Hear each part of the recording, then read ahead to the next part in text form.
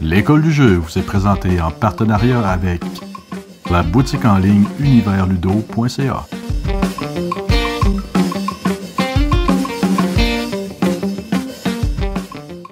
Hey, salut la gang, c'est JP pour l'école du jeu et bienvenue dans ce segment Quoi de neuf février 2018. Un segment vidéo dans lequel c'est comme si on se parlait, toi et moi, et que tu me posais la question ou que tu voulais savoir à quoi j'ai joué dans le mois qui vient de se terminer et que je te présentais chacun des jeux rapidement.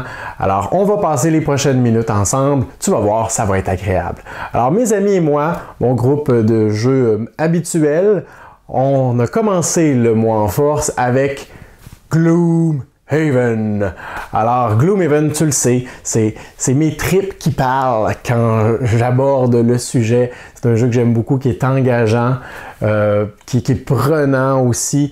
Malheureusement, on jouait à 4 joueurs. Il y a un de nos joueurs qui jouait le personnage de la brute qui a dû quitter l'aventure parce qu'il habite à l'extérieur. Il y a d'autres occasions d'y jouer avec un autre groupe. Alors, on n'a pas repris l'aventure, on a plutôt poursuivi l'aventure à 3. Mais pour ça, il a fallu prendre une copie du jeu qu'on avait, pas encore utilisée, et la mettre à jour avec tous les avancements, toute la progression qu'on avait accumulée depuis le début de notre aventure parce qu'on ne voulait pas recommencer depuis le début. Mais maintenant, on est parti, on continue avec notre groupe de 3 joueurs. Prochain jeu que je vous présente aujourd'hui, un petit nouveau, Decrypto. Alors, le dernier bébé du scorpion masqué. Écoute, je t'en parlerai pas trop parce que Vincent l'a présenté tout récemment sur la chaîne, une vidéo qui l'explique bien, qui donne de bons exemples. Alors, tu iras voir sa vidéo, je vais mettre les liens de toute façon dans la description de cette vidéo-ci pour tous les jeux que je vais te présenter, qu'on a déjà produit des vidéos. Mais ce que j'aime de ce jeu-là, c'est que c'est simple, c'est drôle, on donne des indices pour que nos partenaires essaient de deviner le code qu'on essaie de leur envoyer. Mais en fait, si je veux dire ce que j'en pense rapidement, c'est un codename killer. Codename, je l'ai juste ici. Là. Je vais encore y jouer, c'est sûr. Mais Decrypto, maintenant, ça va être ma référence numéro 1 pour ce genre de jeu-là. C'est garanti. Par la suite, on continue avec Rajas of the Ganges. Un jeu que je vous ai présenté d'ailleurs sur la chaîne tout récemment. Vous irez voir la vidéo, lien dans la description. Mais on a eu la chance d'y jouer, ma femme et moi, donc à une expérience à 2 joueurs. J'ai trouvé ça rapide, j'ai trouvé ça simple, j'ai trouvé ça efficace. Il y a un bon feeling de comeback, si on veut, là, de rattrapage. Parce que tout au long de la partie, je me disais, haha, c'est gagné, c'est gagné. C'est moi qui vais remporter la partie cette fois-ci, je ne me ferai pas avoir comme au mois de janvier. Mais finalement, ma femme est revenue à la fin de la partie, là, une remontée spectaculaire. Alors vraiment intéressant, un beau jeu qui offre beaucoup pour son prix. C'est rare que je parle des prix des jeux, mais celui-là, c'est l'exception qui confirme la règle. C'est un beau jeu, du beau matériel, beaucoup de rejouabilité, une belle expérience et un prix qui est risible pour cette expérience-là. Par la suite, un autre gros jeu que vous m'avez entendu parler beaucoup dernièrement, je vais la mettre du bon bord, Charterstone. Alors, on a enfin terminé notre campagne de 12 parties de Charterstone et j'ai gagné la campagne. Alors, la dernière fois que je vous avais parlé dans le Quoi de neuf mois de janvier, on avait fait les 11 premières parties. Alors, la seule chose qui s'ajoute maintenant, c'est la 12e. J'ai trouvé la dernière partie très intéressante, stressante aussi parce qu'on ne sait pas ce qui va se passer après. On sait que c'est le décompte final qui arrive, qu'on va dévoiler le gagnant, mais on ne sait pas comment ça va se produire et tout ça. Alors, une belle expérience encore une fois pour la dernière partie de Charterstone. J'ai trouvé que le décompte final est un petit peu anticlimax. Alors, il n'y a pas de point culminant. Tout le monde calcule ses points de son côté, on monte nos scores, puis on fait « Ok, ben bravo, t'as gagné. » Je sais pas non plus comment ça aurait pu être plus éclatant comme célébration. On a découvert aussi les règles pour rejouer sur le plateau une fois complété. Je ne sais pas vraiment si on a de l'intérêt à rejouer. Il y a l'aspect justement de construction du jeu qui sera plus pareil. Toujours les mêmes joueurs aussi qui se rassemblent autour de la table, en se remémorant ce qui s'est passé dans la partie d'avant, puis en se rappelant qu'on ne sera pas à voir cette fois-ci. Mais ça reste quand même un jeu qui va trôner sur le dessus de ma bibliothèque pendant un bon moment. Par la suite, j'ai eu l'occasion d'essayer un gros jeu qui m'intriguait depuis longtemps, Through the Ages, l'histoire vous appartient. Alors, Through the Ages est un jeu de civilisation qui a beaucoup de règles, qui va vous prendre beaucoup de temps à maîtriser et même à jouer. Et c'est pourquoi la première partie que j'ai faite, pour la plupart des gros jeux que j'ai, je simule toujours une partie avant d'en faire une vraie avec quelqu'un afin de maîtriser les règles le plus possible. Alors, c'est ce que j'ai fait au mois de février. J'ai simulé une partie à 2 joueurs de Through the Ages. Et wow, j'ai trouvé ça vraiment agréable, vraiment surprenant.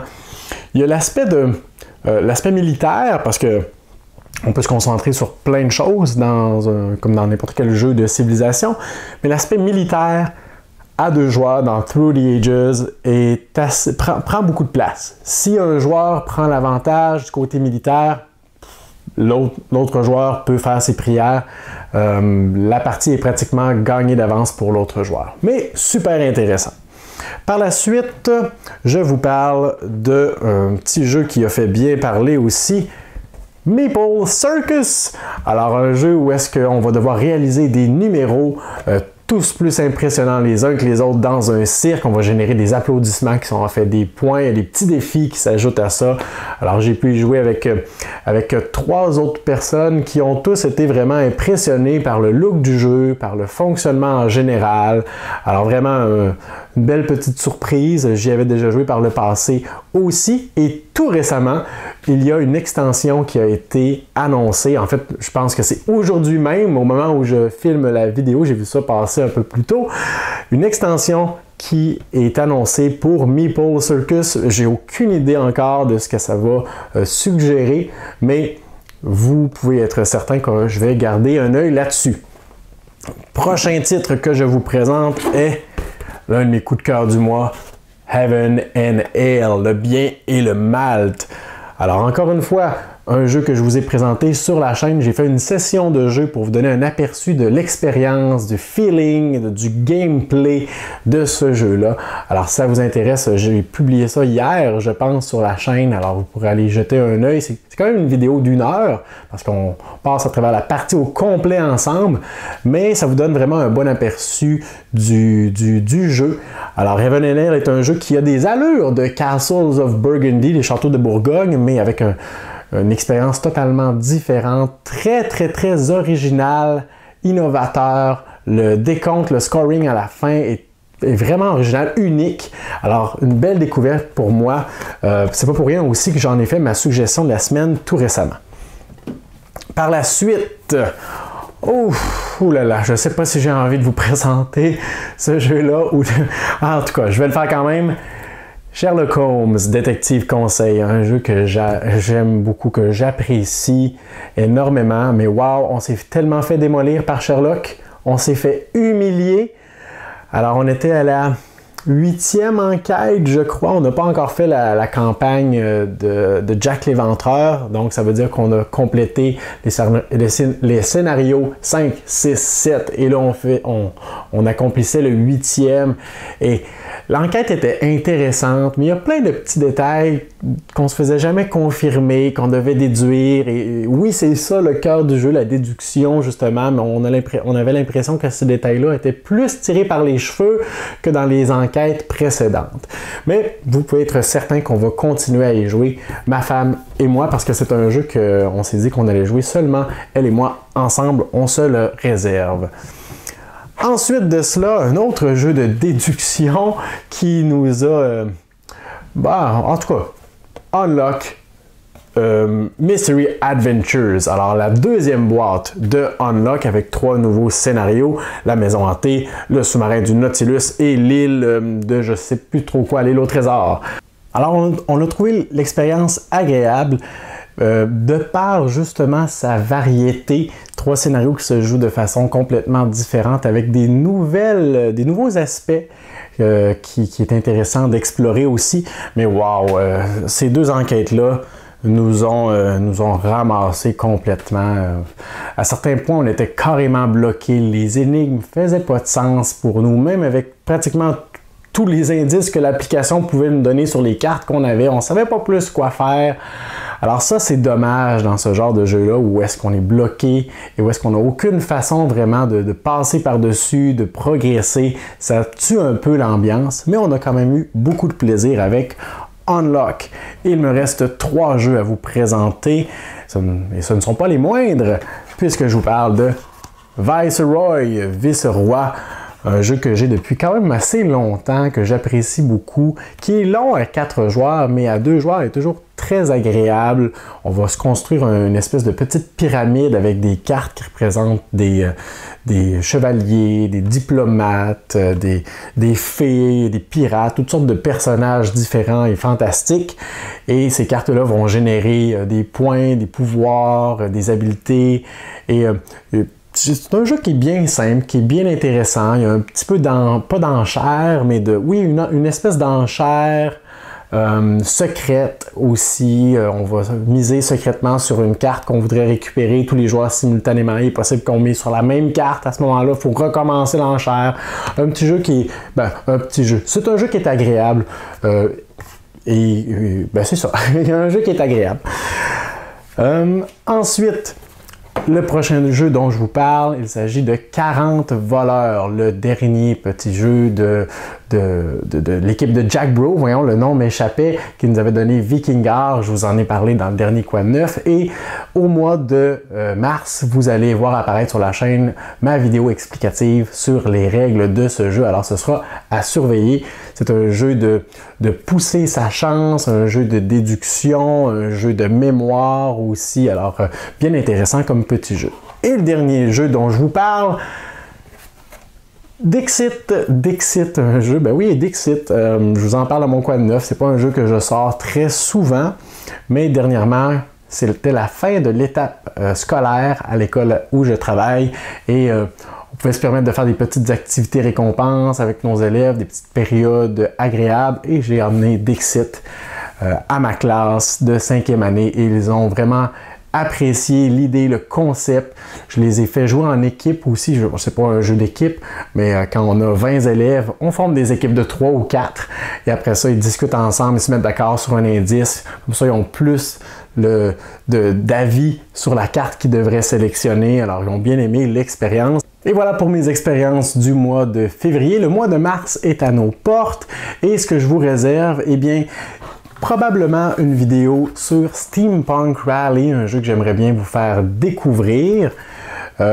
C'était censé être déposé au mois de mars, mais finalement je l'ai fait à la dernière journée du mois de février, mais ma session de jeu de Heaven and Hell, il y aura aussi évidemment ma vidéo explicative sur les règles du jeu 40 voleurs, et peut-être, pour l'instant, c'est les seuls jeux que je sais que je veux vous présenter au mois de mars. Peut-être quelques autres chroniques, segments vidéo vont apparaître au cours du mois, mais j'aimerais bien me concentrer sur notre site passionboardgames.com parce qu'on célèbre notre premier anniversaire à la fin du mois de février, début du mois de mars. Alors, on a toutes sortes de petites surprises, des choses qu'on veut vous présenter, des concours à organiser, des annonces à faire, même une remise de prix à organiser. Alors, tout ça ne s'organise pas tout seul, évidemment. Alors, le mois de mars, je vais le prendre évidemment pour vous fournir du contenu sur la chaîne, mais aussi en plus de ça, du contenu sur notre site de nouvelles ludiques. Alors, merci d'avoir été avec moi aujourd'hui et n'hésitez pas à formuler vos commentaires, vos avis, vos questions en dessous de la vidéo, dans la barre des commentaires, si vous voulez m'en faire part ou quoi que ce soit. Alors, merci et à la prochaine.